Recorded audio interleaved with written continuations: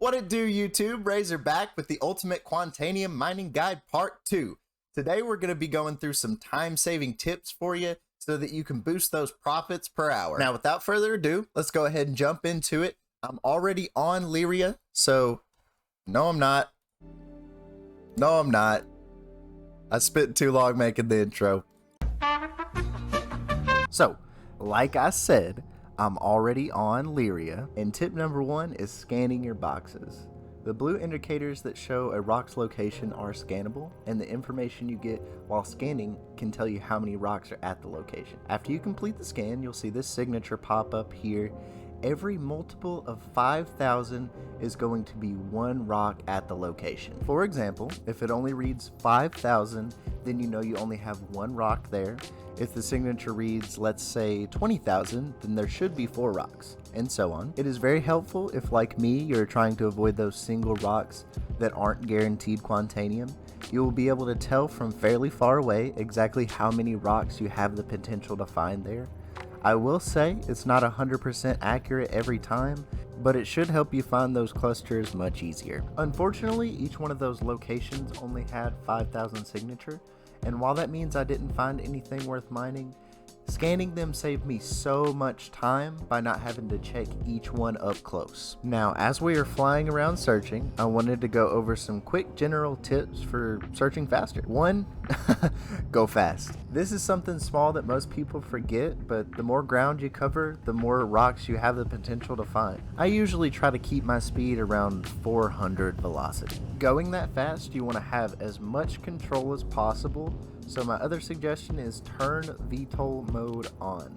The bricks we are flying are absolutely not made to handle well in atmosphere, even low atmosphere, so turning on Vtol mode will actually help that greatly. Staying on the subject of speed here, be sure to switch your power to 100% boost. You can do this one of 2 ways, either by going up to the power triangle and clicking the boost to 100%, or hitting F6 multiple times until the boost is at full power. This will make sure that your boost refills much quicker, so you can move around a little easier, and most importantly, brake. I finally found a rock with Quantanium in it here.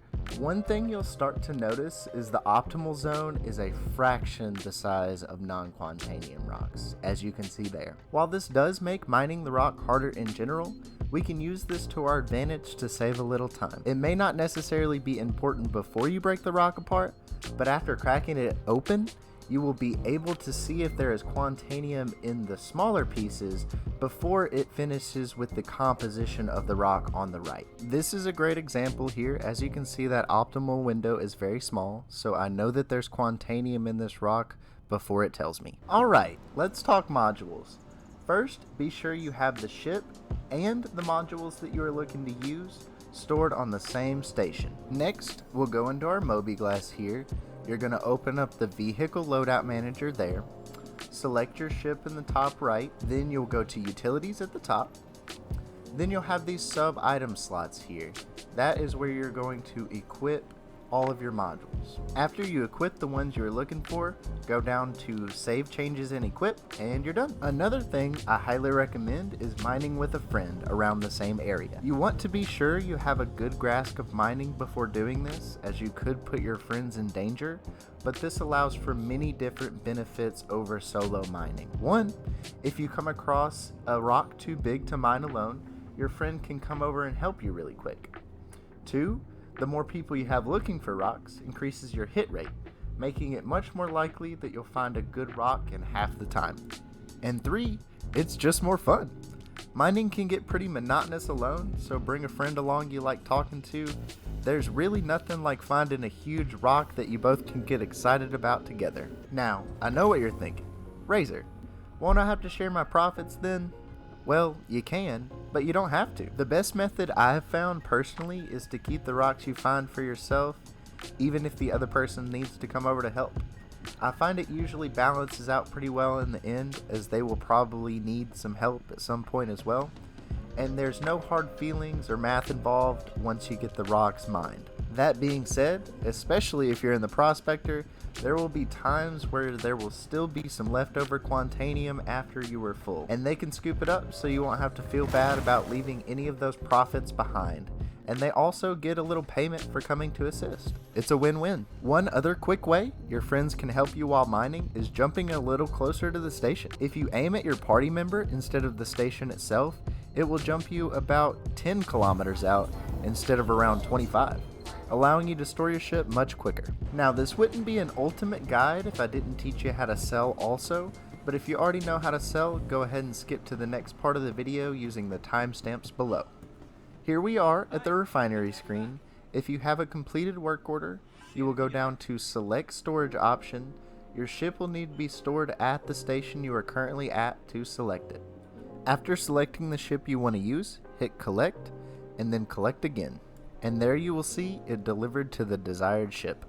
Another super quick tip, if you have your spawn set at your refinery station, killing yourself is actually a lot faster than going up the elevator again. So if you're trying to min-max, it's a helpful tip to keep in mind. When you get back up to the console here, go ahead and retrieve the ship that you stored your Quantanium in, and we're going to go sell it at Area 18. One quick thing before we go, cargo is not yet physicalized in Star Citizen, so you won't actually see storage containers of Quantanium in your storage holds. That is perfectly fine, it's still there, don't worry. One other quick tip, Area 18 has a bad habit of crashing your game trying to render it in. To help out a little, I jumped to Bajini Point first. This will load in Area 18 a little bit below you, making it much less likely jumping to it will crash your game. I suggest taking any precaution you can to prevent losing that hard-earned Quantanium. The Area 18 spaceport is this big open flat area you see here. That's what you're going to want to aim for to land. Now, I'm going to act like you've never been to Area 18. If you have and want to skip to the part where I sell, that will be in the timestamps as well. First, we go to the terminal and store our ship. You can't sell if you don't store your ship first, so make sure this is the first thing you do. Then, make your way back to the tram to catch a ride. Looks like I'm going to be lucky and catch this one. You've got to be kidding! Alright, we made it onto the tram.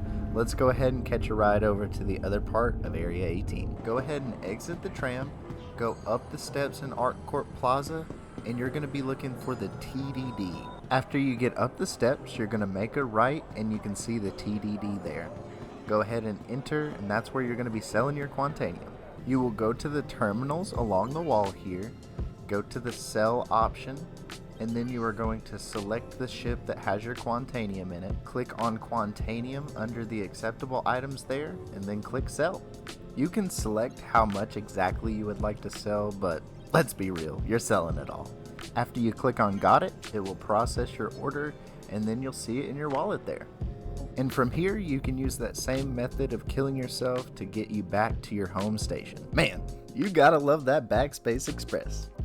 I will admit, you were likely to find out most of this just by playing and mining in general, but hopefully this video will help you get up to speed much faster if you're coming over from that beginner mining guide. If this is your first time here or this video helped you out, please leave a like and subscribe, it would be much appreciated. We will be covering technical tips much harder to execute in part 3, the expert guide, so stay tuned for tips on how to crack even the biggest rocks solo, and when blowing up a rock could be a good thing. I'll see you guys next time.